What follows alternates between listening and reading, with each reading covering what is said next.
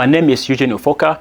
I am a community organizer and anti-racist activist living in Helsinki, Finland, and at the moment I am the current chairperson of the African Anti-Racism Society, AFAS-RU, that was founded in 2020 by a group of us African black activists in Helsinki to organize a solidarity demonstration for the death of George Floyd, and after that we decided to continue this platform to speak against anti-blackness in Finland and to also fight against racism in Finland.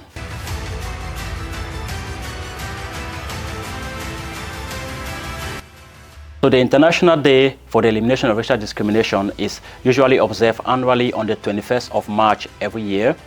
And this day was set by the United Nations General Assembly in 1979 because on the 21st of March 1960, 69 people were shot and killed in South Africa who were demonstrating against apartheid past law.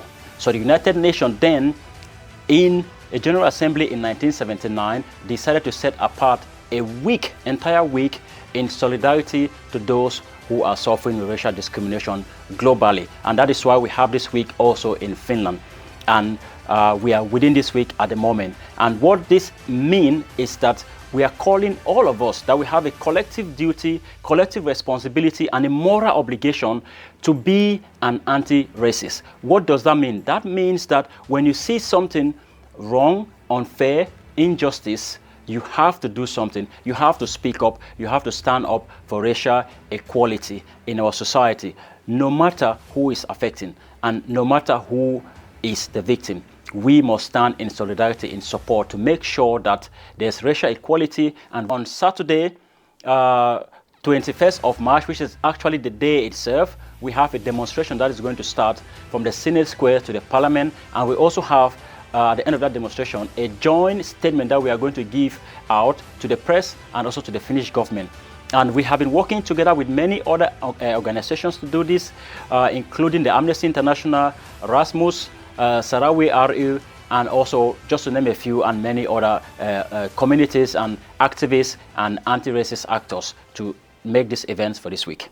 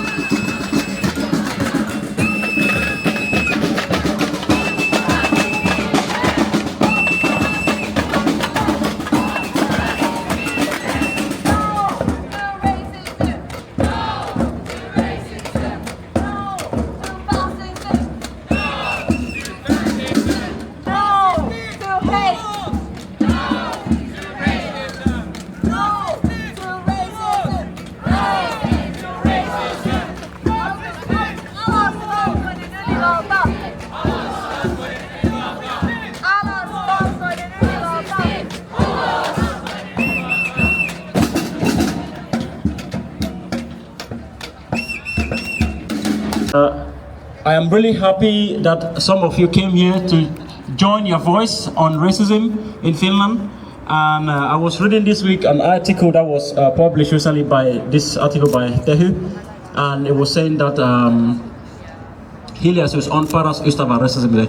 And I think that that's really the thing. As a black person myself, the most important thing that I have always seen very troublesome about racism is the silence of those who are in the place where it happens. So silence is really the most problematic thing that continues to allow racism within our society, in our families, in our universities, in our workplaces, everywhere you go. When you speak, when you see something, you are going to make a change. And this also brings me to late Congressman John Lewis, his good trouble quote, that whenever you see something is not fair, it's not just, it's not right, it's not correct, you have to say something, you have to do something, and you have to speak. And you have to be always ready to get involved in the good trouble, like you guys came here today. So give a hand of applause to yourself. Thank you. I'm not silent, you are not the silent one. On the program I really want to say we thank every person that has been working very hard to organize this event that we have organized within this week. Amnesty International, Rasmus, Kirsi, and many others that I cannot name all the names here. So we have a joint statement that has been published already on Amnesty International website, on AFA's website, and all of our website we have published a statement. We are going to read the statement now, and I'm going to ask my very dear friend and one of the most passionate activists I know in Finland, Swed Levin, the Vice Chairperson of AFAS, to come and read the statement in Finnish. Thank you, Swed.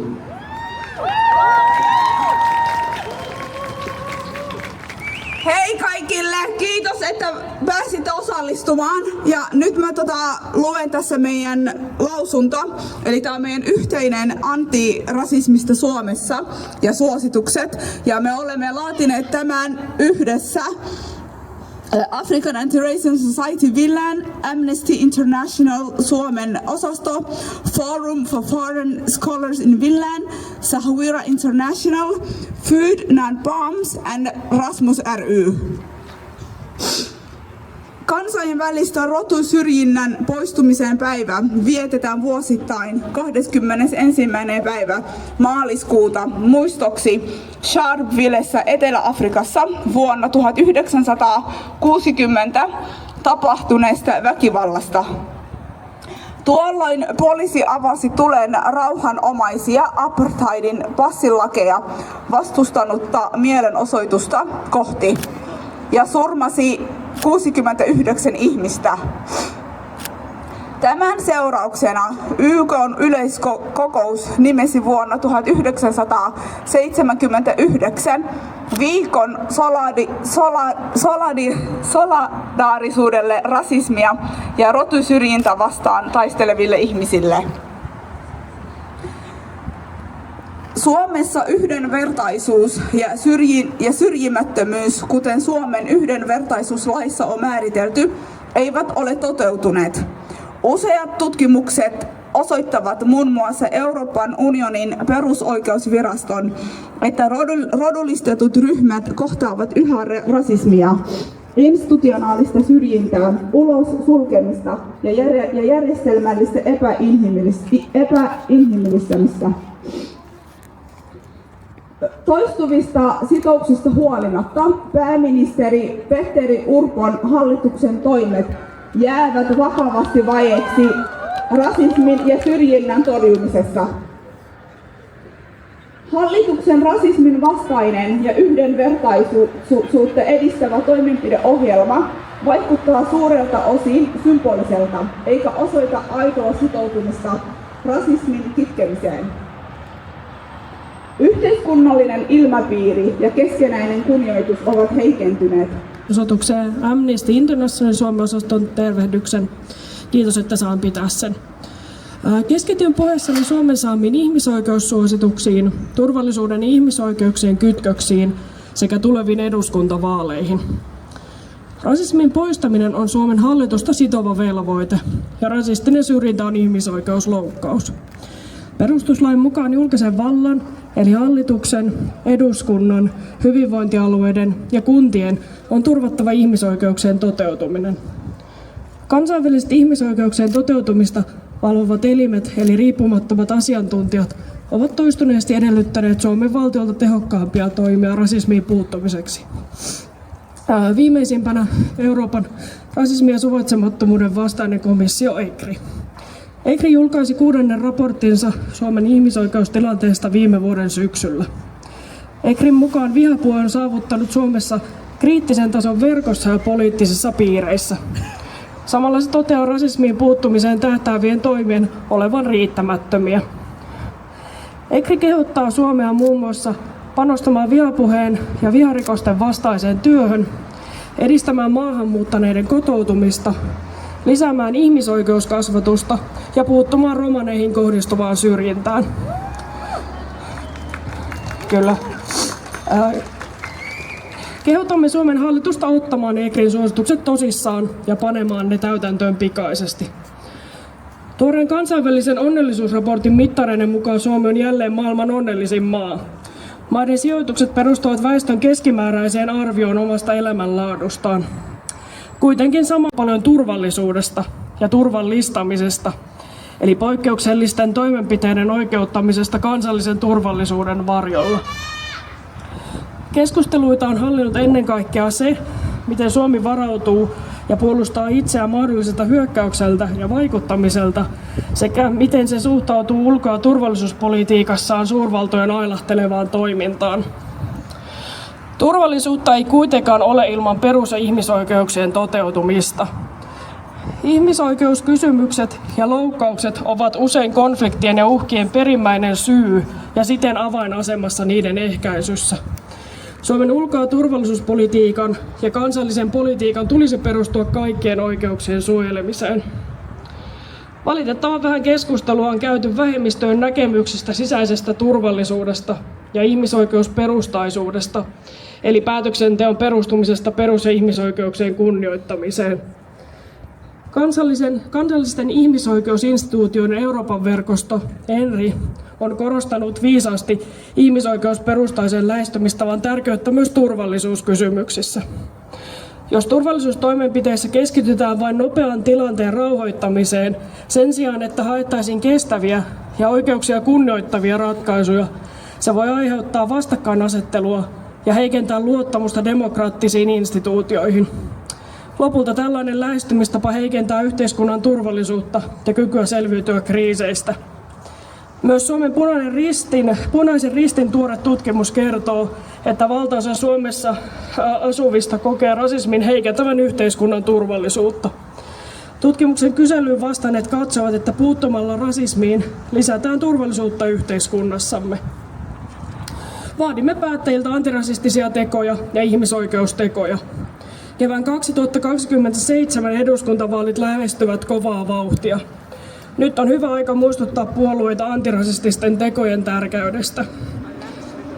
Jotta ihmisoikeudet toteutuisivat kaikille Suomessa, tulee päättäjien asettaa perus- ja ihmisoikeudet päätöksenteon perustaksi, turvata kaikkien oikeus terveyteen, uudistaa sosiaaliturvaa ihmisoikeusperustaisesti, turvata jokaisen oikeus asuntoon ja riittävään asumiseen, parantaa turvapaikanhakijoiden ja maahanmuuttaneiden oikeuksia, torjua naisiin kohdistuvaa väkivaltaa, turvata sukupuoli- ja seksuaalivähemmistöjen oikeuksia, vahvistaa oikeutta kokoontumisvapauteen ja kansalaisyhteiskunnan toimintatilaa sekä edistää ilmasto-oikeudenmukaisuutta ja yritysvastuuta. Maailman onnellisimman maan tulee myös olla maailman antirasistisin maa, jotta aivan kaikkien turvallisuus, onnellisuus ja oikeudet on taattu. Yhteinen työmme antirasistisen Suomen puolesta jatkuu. Hyvää rasismin vastaista päivää kaikille. Kiitos paljon.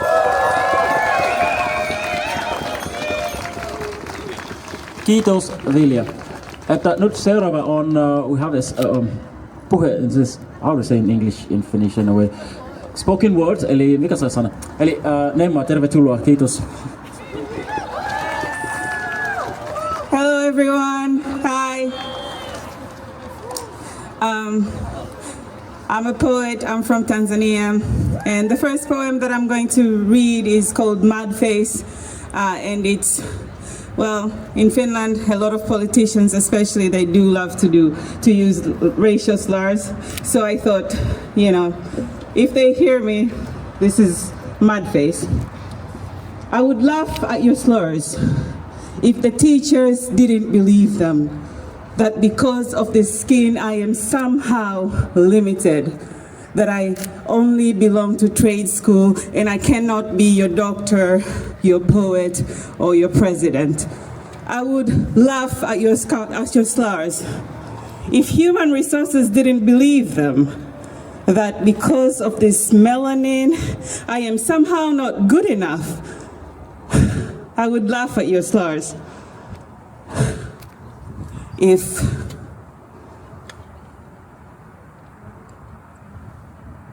the policymakers didn't believe them, right? If they didn't make policies against me as if my life was lesser than yours, as if my tax euros were lesser than yours. I would laugh at your nonsense if it didn't seep into daycares.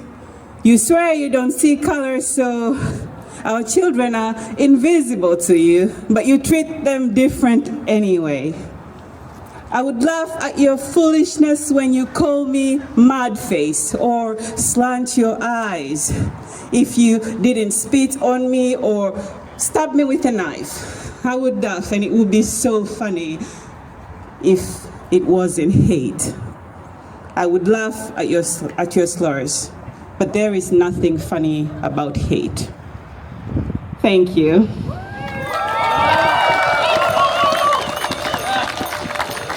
This second poem, actually, when AFAS did, what is it called, panel discussion, there was somebody who came and told their story, and it really touched me. And I had never heard of this term called postilaatiko vaimo. So this was my first time hearing someone say this, that they encountered the police calling them this, and so I wrote this. It's called Wouldn't It Be Nice? Yesterday, I saw a brave woman weep. In the happiest country in the world, random men spit, yell, break bottles wanting to slice her black face, and the police simply shrug or dismiss.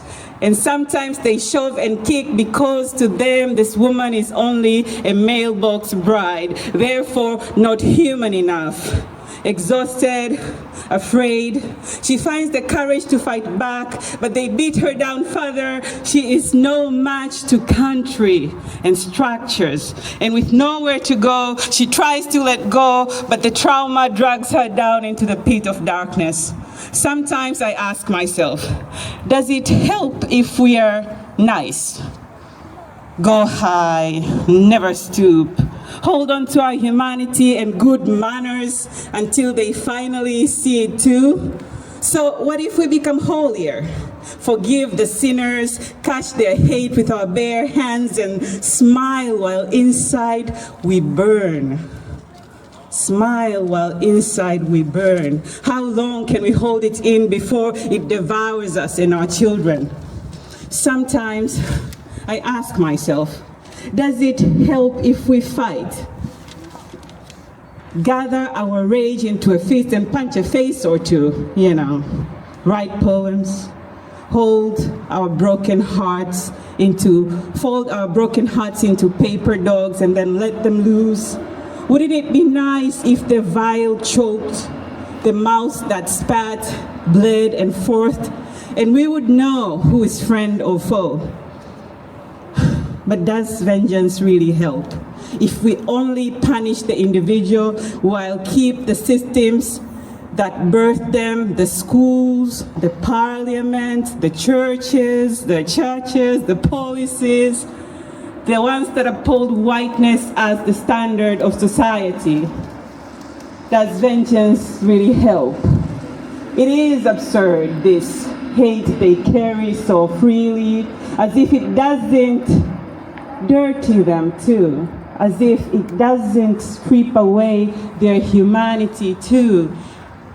But wouldn't it be nice if we were all equal, if we all just belonged? To be Finnish is not synonymous to being white. It doesn't make sense, doesn't it?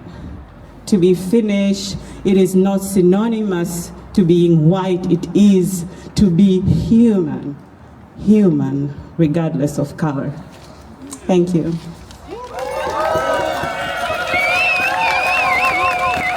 And finally,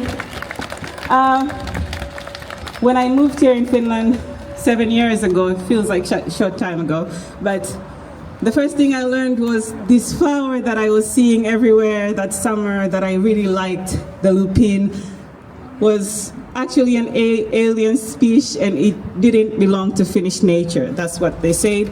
So it really made me reflect on myself, and somehow I saw myself in this flower. And I wrote this poem it's called Alien, and I used the flower kind of as my way to think about migration, invasion, and xenophobia mostly. And you know, in Finland, when you talk about racism, you have to talk about xenophobia against immigrants. So this is Alien. When they call you Matu, you hide in the field with other alien flowers. Your cotton hair stands firmly next to tapered petals on a long stalk. The lupin reminds you of corn and unicorns. You want to weep. You run your fingers on their silky wings and wonder why some people hate all things different. When they're afraid of you because they have refused to know you. When they don't see you beyond your covered head or your colored face. You wonder if you could scrub the black off your skin like new potatoes, whether they would see you then, whether they would want you then. But I see you.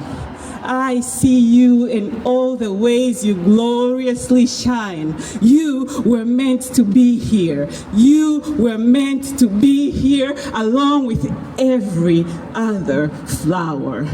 You were meant to be here. Thank you very much.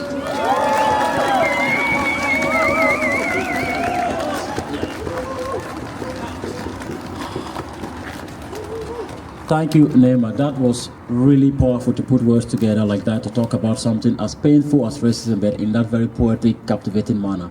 Excellent, excellent. That's Black excellence, by the way. Seuraava puheenvuoro on nyt Rasmus Kirsi. Joo. Chairwoman. Oh, sorry. Moi, eli mä oon Kimeka Francis, mut kutsutaan Kimiksi, eli kutsukaa mua Kimiksi. Mutta hei ihanat mielenosoittajat, miten te voitte? Yes, eli Rasmus ry on toiminut valtakunnallisesti Suomessa jo yli 20 vuoden ajan. Ja tänä aikana olemme nähneet, miten rasismi muuttaa muotoaan. Joskus se piiloutuu, joskus se nousee pintaan. Nyt elämme aikaa, jossa rasismi on jälleen ottamassa tilaa, erityisesti politiikassa.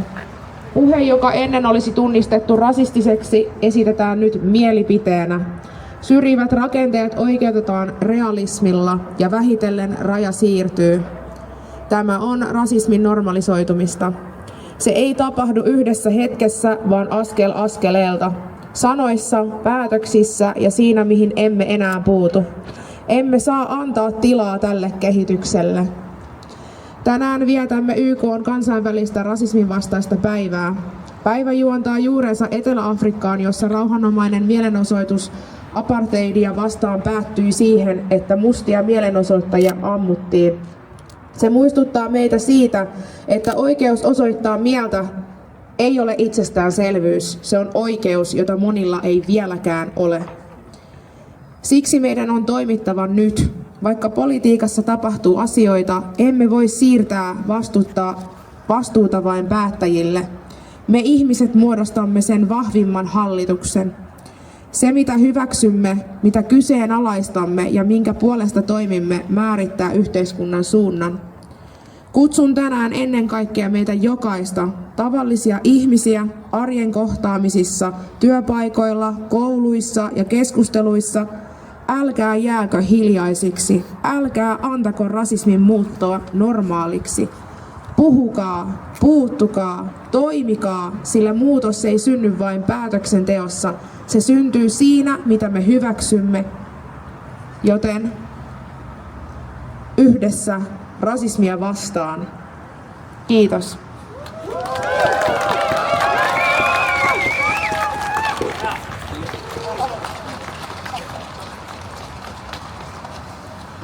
Kiitos paljon. Eli nyt seuraava puheenvuoro on foorumi Queen Lee. Tervetuloa.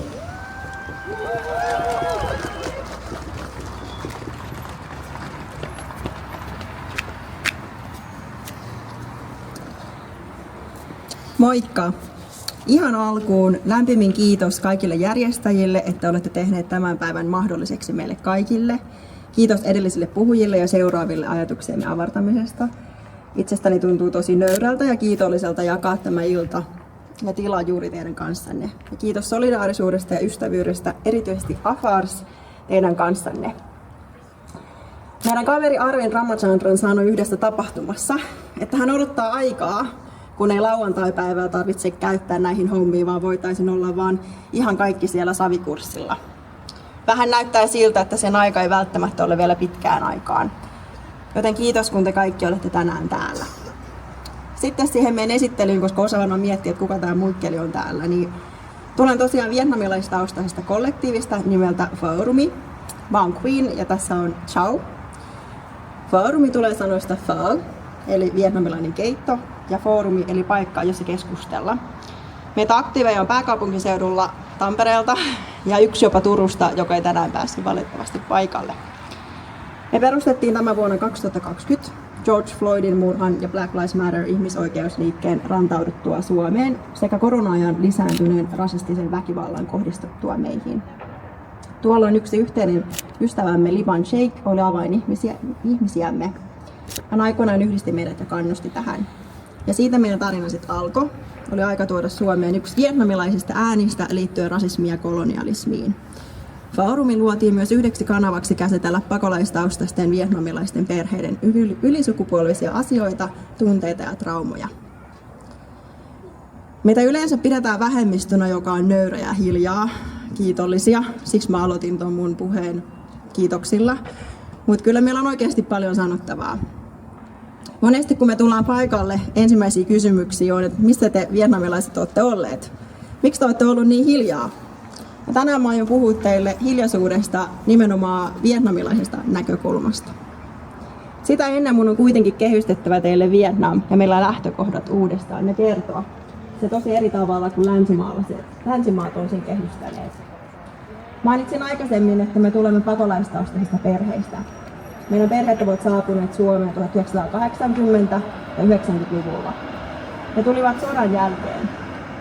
Te tunnette tämän sodan todennäköisesti Vietnamin sodaa, mutta mä haluan kertoa teille 5 juttua. Tiesittekö, että Vietnamissa sitä kutsutaan itse asiassa vastarintasodaksi Yhdysvaltoja vastaan, tai ihan vaan Amerikan sodaksi? Tiesittekö, että Vietnam on selvinnyt Kiinan, Ranskan, Japanin, Yhdysvaltojen vallasta ja kolonialismista? Tiesittekö, että vietnamilaisia kehoja salakuljetaan edelleen hengenvaarallisesti paikasta toiseen niin sanotun halvemman ja nopeamman työvoiman takia? Tiesittekö, että Ho Chi Minh, eli henkilö, joka nähtiin vapauttavan Vietnam näistä ulkovalloista, kirjoitti ensimmäisenä aasialaisena kirjan nimeltä The Black Craze, jossa hän kuvailee aasialaisten ja mustien ihmisten yhteistä kärsimystä, mutta erityisesti mustien yhteisöjen. Tiesittekö, että Vietnam tunnusti Palestiinan jo vuonna 1988 ensimmäisenä valtioina maassa? Tästä olisi Suomella paljon opittavaa. Tätä vasten haluankin käsitellä tänään hiljaisuutta. Jos hiljaisuus olisi rikottu Agent Orangesta, Yhdysvaltojen operaatiosta Vietnamissa myrkyttää maitamme ja ympäristöämme jätteen vieläkin tuntemattomat ylisukupolviset terveysongelmat ja vammat, olisiko Iranissa menetetyt elämät ja ympäristötuhot tänään ja tulevaisuuteen samanlaiset? Jos hiljaisuus olisi rikottu Yhdysvaltojen operaatio Babyliftistä eteläosissa Vietnamissa, kun vietnamilaisia lapsia nostettiin ja erotettiin perheistä Summa Mutikassa, Yhdysvaltojen vetäydyttyä Vietnamissa tehtyään tuhojaan, olisivatko länsimaat tehneet samaa Afganistanin lapselle 2021 ja länsimaat tukeneet tätä tekemällä perheen yhdistämisestä äärimmäisen vaikeaa? Jos hiljaisuus olisi rikottu ja siitä opittu, kun Amerikan sotaa kuvailtiin ensimmäiseksi televisiosodaksi, sen tullessa ihmisten olohuoneisiin, olisiko palestiinalaisten kärsimyksestä Gazasta tullut dokumentoiduin kansanmurha lähes reaaliajassa? Viittasin nyt jonkin verran Yhdysvaltoihin, mutta tähän koskee Suomea ja suomalaisia juuri nyt. Hiljaisuus sallii historian uudelleen toistumisen. Jos hiljaisuus olisi rikottu ja siitä opittu, kun ensimmäiset valokuvat alastomista palaavista vietnamilaislapsista täysin varustettujen sotilaiden vieressä levisivät länteen, olisinko me niin tottuneet tänä päivänä näkemään sosiaalisessa mediassamme palaneita lapsia? Jos hiljaisuus olisi rikottu länsimaiden sotilaiden käyttämästä seksuaaliväkivallasta, naisten kehon väkivaltaisesta hyväksikäyttämisestä, sallittaisinko tämän jatkumen edelleen kaikissa nykyisissä sodissa ja kansanmurhissa? Voisimmeko me POC-naisina, ei-valkoisina naisina, kävellä turvallisemmin kaduilla tulematta seksuaalisoiduiksi? Jos hiljaisuus olisi rikottu, kun länsimaiden mukaan lukien Suomen ahneus ja valta kulutti, halusi lisää muiden henkien sekä selkänahkojen kustannuksella, näkisimmekö kongolaisten lasten kädet koboltissa, uiguureita pakkotyössä, monien ei-valkoisia, mukaan lukien vietnamilaisia kehoja, menehtyvän salakuljetuksessa ja epäinhimillisissä olosuhteissa? Näkisimmekö mukamas diplomaattisina päätöksinä tuotuja marjanpoimijoita ja hoitajia, joita kohdellaan kuin kulutustavaraa Suomessa? Jos hiljaisuus olisi rikottu, kun omat vanhempamme kokivat väkivaltaistakin rasismia Suomessa jo 80- ja 90-luvulla, osaisimmeko mekin puhua siitä paremmin? Olisimmeko me perineet kaikkia hiljaista ylisukupolvista traumaa, joita käsittelemme nyt uudestaan täteinä, setinä ja vanhempina? Jos hiljaisuus olisi rikottu, aina kun rasismia esiintyy Suomessa, ja erityisesti kun nykyinen hallitus on toiminut alusta asti rasistisesti, olisiko myöhemmin vietnamilaiset perheet joutuneet menemään rikki ulkomaalaislain tiukennusten myötä? Olisinko me joutuneet huomaamaan ministerien silmien vääntämistempussa, miten meidän puolestamme puhutaan ja miten kokemaamme rasismia normalisoidaan? Olisinko me joutuneet tulla muistutetuksi, miten kokemamme rasismi heitetään vitsiksi? Olisivatko meidän lapset joutuneet väittelemään ja vastaamaan kysymyksiin identiteeteistään? Olisiinko me joutuneet jälleen pelkäämään heidän puolestansa, vaikka olimme itse pienenä kaikkien tottuneet niin, että emme osanneet itsekään tunnistaa rasismia? Lopuksi, jos Martin Luther King Jr. ja Ho Chi Minh eivät olisi rikkoneet hiljaisuutta yhdessä aikoinaan ja yhdistäneet voimiansa, taistelleet solidaarisesti toistensa puolella, seisoisinko tänään tässä? Jos en olisi tutustunut muihin vähemmistöihin kuuluviin liittolaisiimme, kuten Afarsiin tai Femmärään ja muihin yksilöihin, kuten Foorumini yksilöihin, seisoisinko tänään tässä? Viestini on, ystävät liittolaiset, ja erityisesti he, jotka eivät ole tänään täällä, että kysykää itseltänne, mihin tämän päivän hiljaisuus johtaa. Kiitos.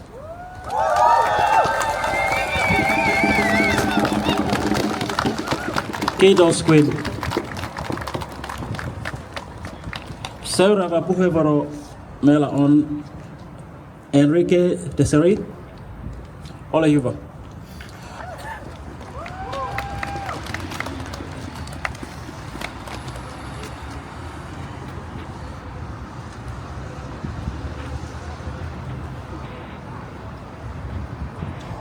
Kiitoksia ja on todella mahtavaa olla täällä.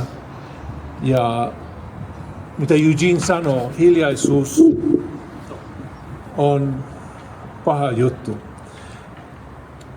Elämme maailmanlaajuisesti poikkeuksellisia aikoja, sitä me tiedämme. Italialainen yhteiskuntatieteilijä Antonio Ramsey kiteytti asiat näin.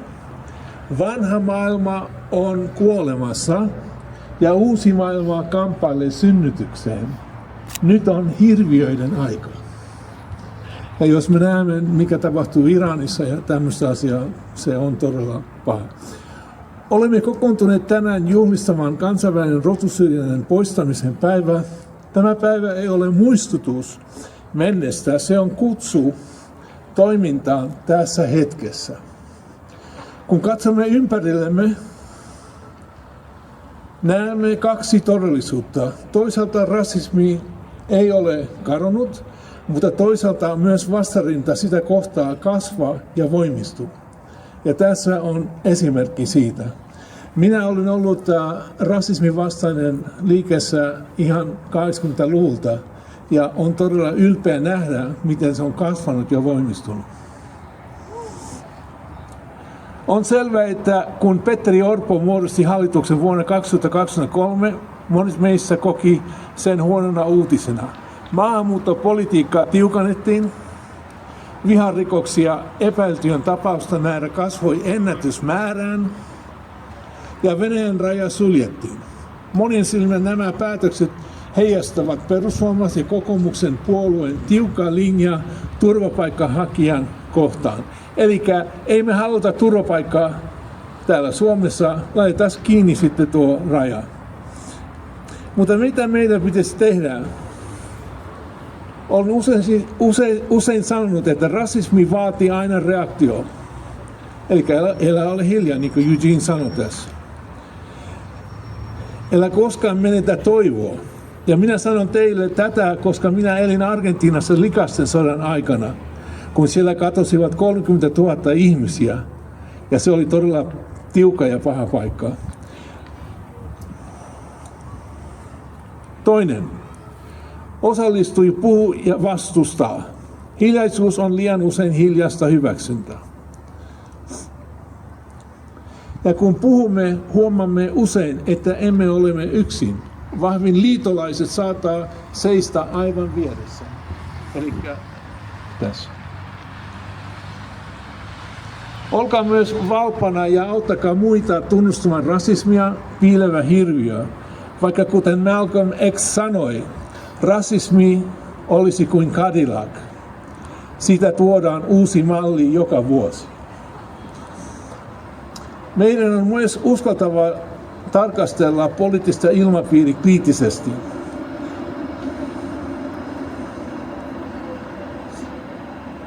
Kun tarkastelemme hallituksen politiikan laajemmin, moni kokee, että sosiaaliturvaa leikataan ja hyvinvointivaltiota kavennetaan. Tämä herättää kysymyksiä, millaista Suomea me haluamme rakentaa. Haluan uskoa, että me voimme valita toista. Me voimme valita solidaarisuutta ja tehdään yhdessä rasismi historiaa.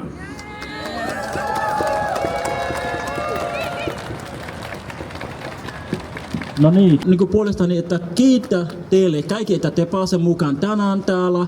Ja mä sanon, että suoraan ensi vuonna sama päivä, sama paikka nähdään.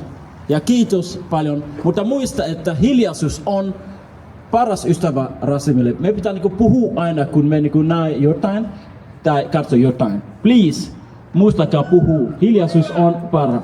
Joo. Kiitos, kiitos.